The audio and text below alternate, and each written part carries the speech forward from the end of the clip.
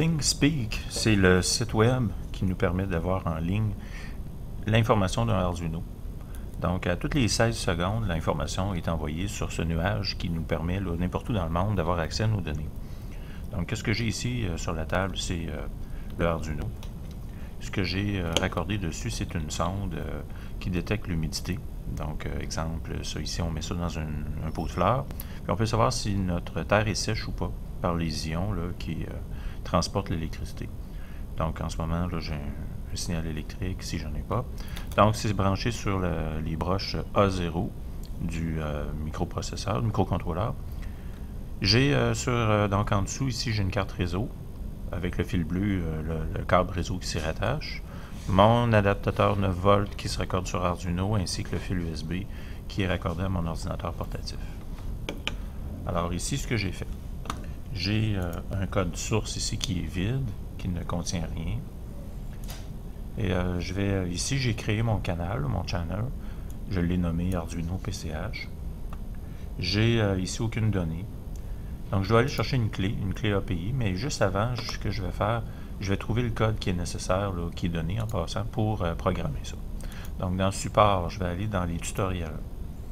Et je vais aller dans la section Arduino, ici, Using an Arduino, et avec un Shield Ethernet. Donc, c'est ici que j'ai l'exemple que j'ai besoin.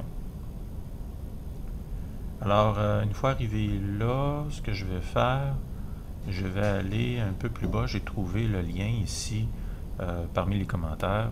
Donc, c'est ce lien ici. Donc, je vais aller chercher le code source. Donc, sélectionner tout, CTRL-A, CTRL-C pour copier. Et je vais mettre ça ici à la place du code dans Arduino. Donc, ça me donne ceci. Alors ici, j'ai une seule intervention à faire. C'est la clé, la fameuse clé API. Là. Donc, c'est celle-ci que j'utilise pour mon canal. Donc, je vais envoyer sur mon canal les informations. Donc, ça, c'est mon canal. La clé API pour écrire, c'est celle-ci. Double-clic, copier. Coller. Coller. Bon, ça c'est ma clé à moi. J'enregistre mon travail.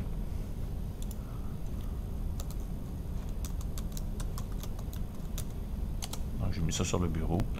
Et je téléverse mon code, tout simplement. Et ça devrait y aller.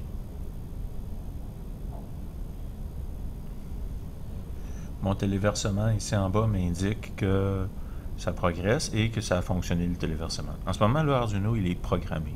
Je clique sur mon moniteur série qui m'indiquera si ma connexion au réseau est bonne. Oui, donc ici, le message qui me dit que le DHCP m'a connecté sur le réseau. On parle du réseau de l'école ici. Donc, ça a fonctionné. Et dans quelques instants, je devrais voir l'envoi de la première donnée apparaître. Voilà. Donc, ce que je vois ici, c'est que ça a fonctionné. La connexion a été refermée, disconnectée. Il va se reconnecter à nouveau dans 16 secondes.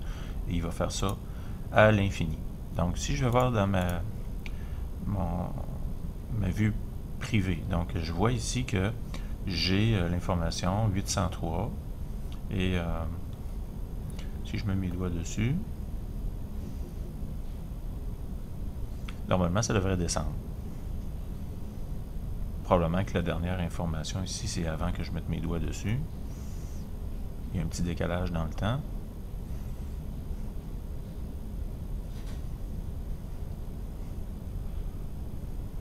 Eh oui. Donc, puis on peut apercevoir aussi la valeur en pointant. Donc, c'est 188. Ici, c'était 803. Puis on voit ici un cadran, un plugin que je me suis ajouté. J'ai trouvé ça dans la section ici en haut des plugins. Et le plugin que j'ai mis tout simplement, c'est un cadran, mais je peux l'éditer ce cadran-là, puisque je peux faire Edit, puis changer ici un peu plus bas ses propriétés. Donc, la jauge, je l'ai définie avec une clé API. Les valeurs minimales, maximales sont affichées là. Puis, probablement, ça doit être ramené en pourcentage là, dans le code. Ah, ici, ouais, c'est ça, c'est ici. Donc, max fois 100. Donc, il faudrait prendre le temps là, de trouver l'opération mathématique, la modifier, puis l'avoir en valeur exacte. À ce moment-là, on pourrait fonctionner avec le nombre brut. Donc, c'est ça. C'est pas plus compliqué.